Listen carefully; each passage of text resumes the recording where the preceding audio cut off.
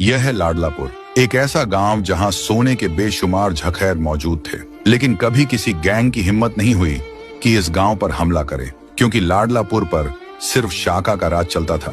शाका गांव के हर शख्स की इज्जत करता था, मजलूमों का सहारा था, और जब तक शाका मौजूद रहा लाडलापुर महफूज रहा। लेकिन एक खूनी लड़ाई के बाद अचानक शाका गायब हो गया। कई महीने गुजर गए, किसी ने शाका को दोबारा नहीं देखा। कोई कहता था शायद शाका मारा गया है, और कोई कहता शायद शाका जान बचाकर भाग गया होगा।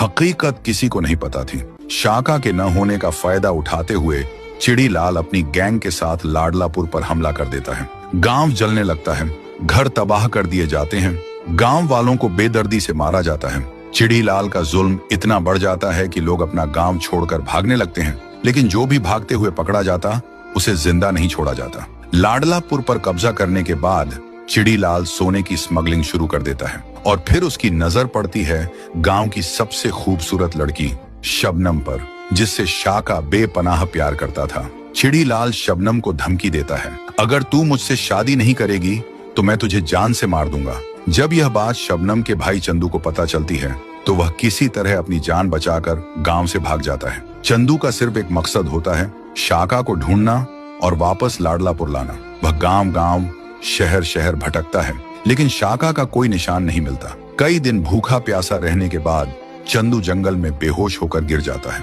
और दूसरी तरफ चिड़ीलाल शबनम से जबरदस्ती शादी की तैयारी कर रहा होता है। तो दोस्तों, अब सवाल यह है, क्या शाका वापस आएगा या फिर लाडलापुर चिड़ीलाल के जुल्म में हमेशा के लिए खत्म हो जाएगा?